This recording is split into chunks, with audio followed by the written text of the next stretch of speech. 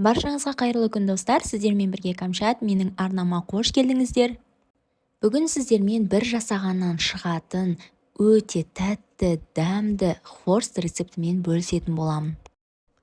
Міндетті түрде дәл осы рецептпен жасап көріңіздер. Қонақ шақырсаңыз да дастарханыңыздың сәнін келтіретін тәтті болмақ. Міне осындай үгілмелі болып шығады. Менің YouTube арнамның дамуына үлес қосып, подписаться батырмасын басып, қоңыраушаны басып қойыңыз. Алдағы уақытта түрлі рецепттермен бөлісетін боламын. Хорст дайындау үшін ең алдымен қамырын дайындаймыз. Ол үшін бізге 2 жұмыртқаның сарысы және де 2 бүтін жұмыртқа қажет болады. Жұмыртқа C1 категориясында. Үстіне шым-шым тұз саламыз және де қантымызды салып, жақсылап венчиктің көмегімен араластырып қантын ерітіп аламыз. Егер венчик болмаса, онда шанышқыны да қолдана берсеңіздер болады.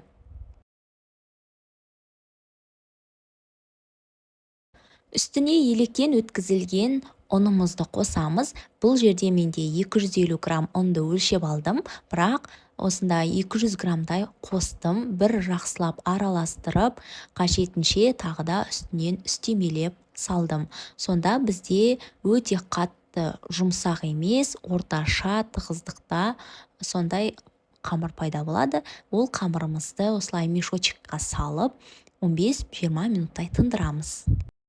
Тынған қамырымызды жаюға кірісеміз.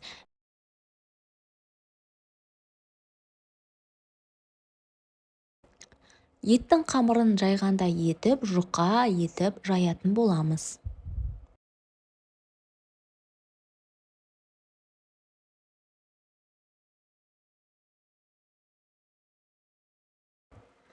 Қазақша контентті, соның ішінде менің YouTube арнамның дамуына үлес қосып, подписаться батырмасын басып, қоңыраушаны басып қойыңыз. Менің арнамда күнделікті жаңа рецепттер шығуда. Міне осылай жұқа етіп жайып аламыз. Менде бұл қамырдың жұқалығы 1-2 миллиметрдей болды. Қамыр бөліктерін кескен кезде барлығы бірдей өлшемде болу үшін негізі сызғышты қолданғаныңыз жақсы. Бірақ менде сызғыш болмағаннан кейін көз мөлшермен осылай оқытаудың көмегімен кесіп шықтым, және де мен ирек тесторезканы қолданған болатын. Егер сізде бұндай құрылғы болмаса, қиындатпаңыз, пышақпен де кессеңіз болады.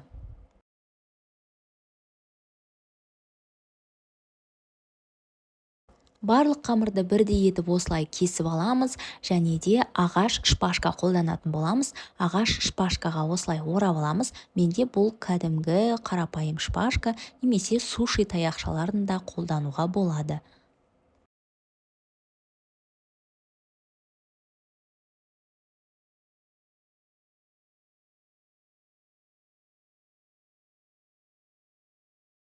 Осылай толықтай орап алып, шетінен басып тұру үшін осындай ағаш қасықты қолданамыз.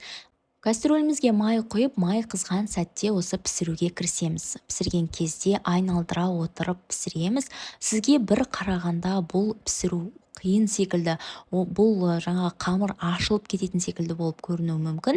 Біріншісінде ашылып кетуі мүмкін, бірақ келе-келе екінші, үшінші салған кезде уже үйреніп кетесіз. Сондықтан осылай бір бетін айналдырып пісіріп алғаннан кейін келесі жақ бетінен шпажканы аударамыз, және де майда айналдыра отырып пісіретін боламыз.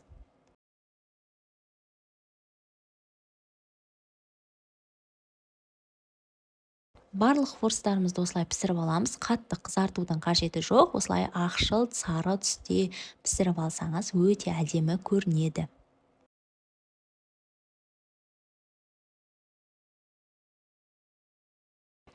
Дәл осы әдісті қайталап, бірінші шпажкаға осылай қамырды толықтай орап аламыз, және де майда қуырамыз.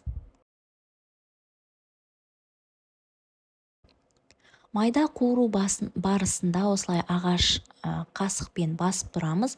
Бір шетін қамыр ашылып кетпес үшін басып тұрамыз, бірақ қамырдың ашылуына да көмектесу үшін ашылатындай етіп айналдырамыз. Келесі жақ бетіне аударған сәтте керісінше қамырды жинап атқан секілді орап атқандай солай айналдыру қажет болады. Яғни бір жақ бетінде ашып жататын болсақ, екінші жақ бетінен керісінше жинап орап жатқан секілді айналдыратын боламыз. Сонда хорст әдемі болып пісіп шығады. Міне біздің хорстарымыз дайын болды. Ұсынатын кезде осылай бетіне қант ұнтағын сепсеңіз өте әдемі көрінеді, және де бұл хорстар тәтті болып шығады, осындай үгілмелі болып шығады. Аузыңа салсаңыз ериді десек те болады. Міндетті түрде дәл осы рецепті жасап көріңіздер.